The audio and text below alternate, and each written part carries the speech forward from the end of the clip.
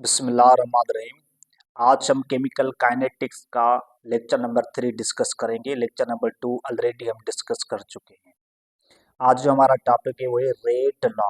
Rate law is also known as a rate equation. अगर rate law को देखें तो रेट लॉ की जो डेफिनेशन है इस रेट लॉ में अंदर ही लिखी हुई है, सिर्फ वर्ड्स को समझना है।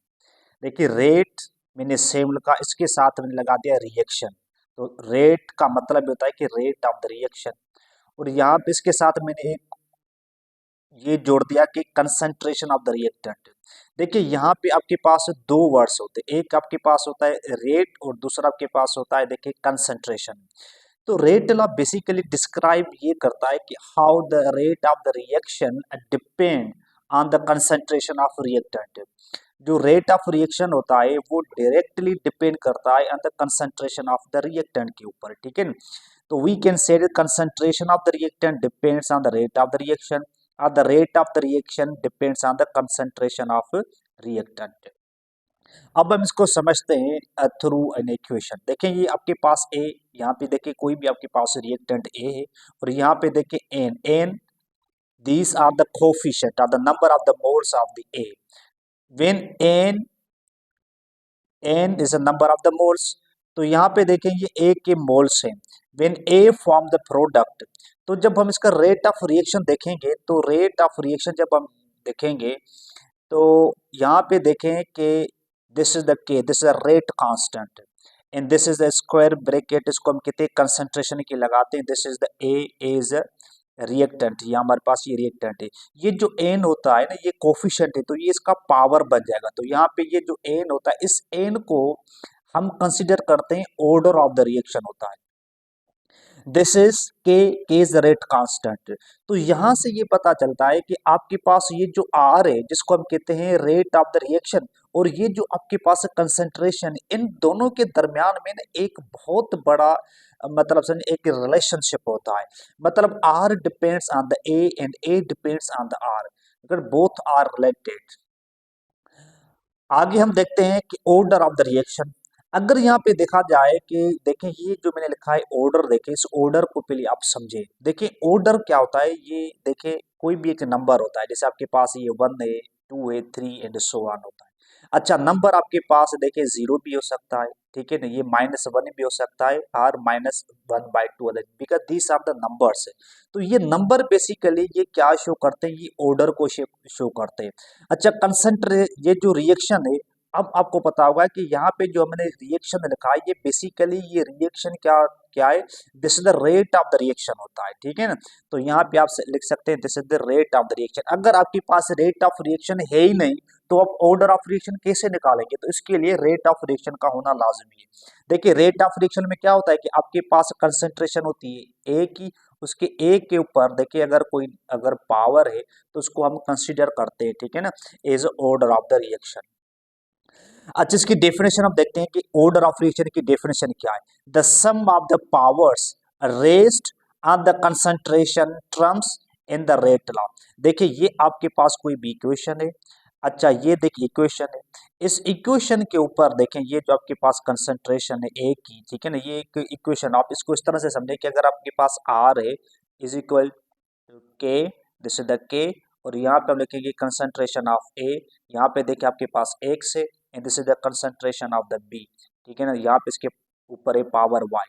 तो आपके पास एक्स प्लस वाई, ये हमेशा आपको बताते हैं ओ आर के बारे में, ऑर्डर ऑफ रिएक्शन के बारे में आपको बताएंगे। तो इनके ऊपर ये जो पावर है ना, पावर को हम जोड़ देंगे तो हमें ऑर्डर ऑफ रिएक्शन का पता चल जाएगा।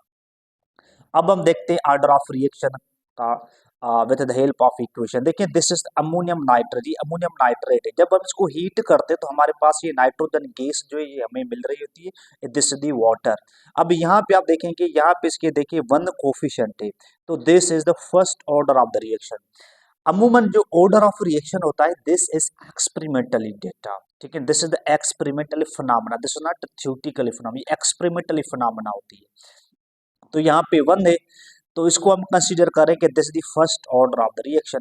जब हम इसका रेट ऑफ रिएक्शन लिखेंगे, रेट ऑफ रिएक्शन को हम आर से शो करें, इज इक्वल टू के क्या रेट कांस्टेंट है, the concentration of this ammonium nitrate, यहाँ पे इसके ऊपर मैंने पावर 1 लगा दिया। देखिए ये 1 है, ये जो इसके ऊपर जो पावर होता है ना, ये डिसाइड करता है कि आपके पास जो ऑर्डर ऑफ रिएक्शन है वो फर्स्ट है, सेकंड या थर्ड है। ठीक है, अब हम देखेंगे types of order of the reaction. जो first type order of reaction का वो है हमारे पास है जीरो ऑर्डर ऑफ रिएक्शन। देखिए यहाँ पे जीरो है, तो जीरो का मतलब ये हुआ कि आपके पास जो एन वैल्यू है वो है जीरो।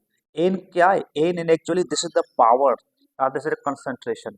तो दिस इज द पावर और दिस इज द कंसंट्रेशन है, तो इसको हम लिखेंगे N is equal to zero. अब यहाँ पे देखें कि rate does not depend on the concentration of reactant. जो हमारे पास जो रेट होता है वो कंसंट्रेशन के ऊपर डिपेंड नहीं करता, mean zero order of reaction is independent of the concentration of reactant.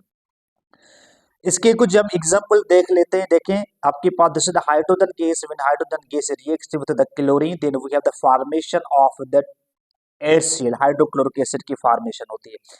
अच्छा, जो ऑर्डर ऑफ रिएक्शन है ना, जीरो ऑर्डर ऑफ रिएक्शन है, ये कभी भी हाइड्रोजन और क्लोरीन की कंसंट्रेशन के ऊपर ये डिपेंड नहीं करता। It always depends on this H new, ये जो हमारे पास जो फोटॉन है, अगर आपके पास फोटॉन है तो आपका जो रिएक्शन है ये प्रोसीड होगा, वरना नहीं होगा।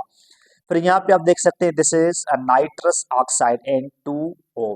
अच्छा, जब इसको हीट करेंगे तो ये 2N2 प्लस ओ मिल जाएगा।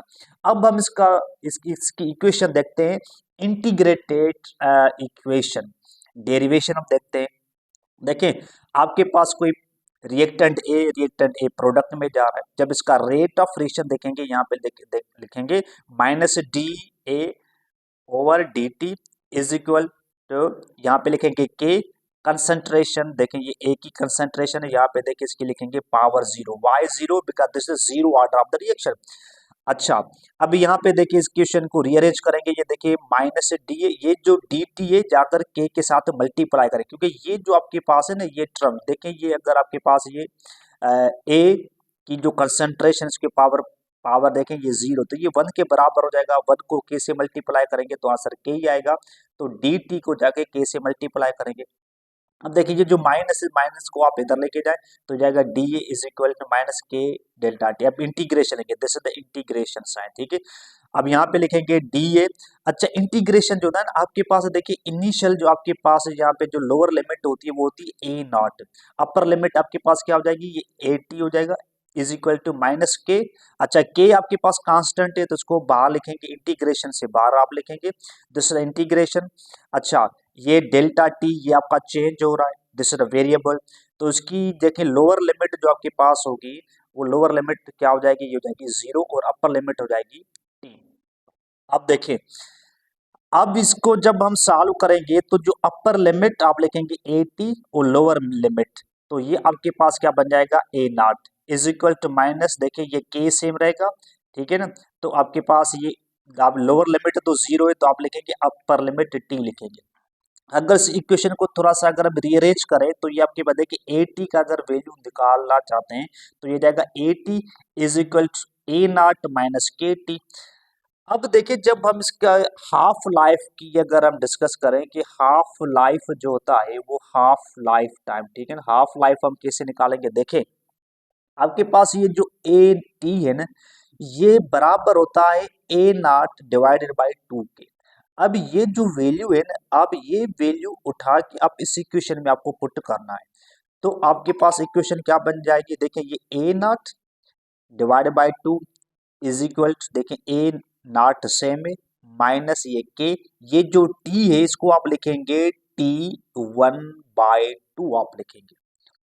अगर ग्राफिकली हम इसकी रिप्रेजेंटेशन देखें, देखें this is the Y axis and this is the axis, तो वाई एक्सिस पे आप क्या लिख रहे हैं, आप लिख रहे हैं 80, और एक्सिस पे आप क्या लिख रहे हैं, टी लिख रहे हैं। तो इसका जो ग्राफ आएगा ना वो ग्राफ इस तरह से आएगा, देखिए ये जो इसका जो स्लोप आएगा वो इस तरह से आ जाएगा, ठीक है। तो इसका जो स्लोप होता है वो बराबर होता है, एम जो होता है वो बराबर होता है माइनस के। इंशाल्लाह ताला फिर हम अगले लेक्चर में हम फर्स्ट ऑर्डर और सेकंड ऑर्डर जो है वो हम डिटेल में डिस्कस करेंगे, और उनकी जो इंटीग्रेटेड जो डेरिवेशन है वो भी हम इंशाल्लाह ताला डिस्कस करेंगे।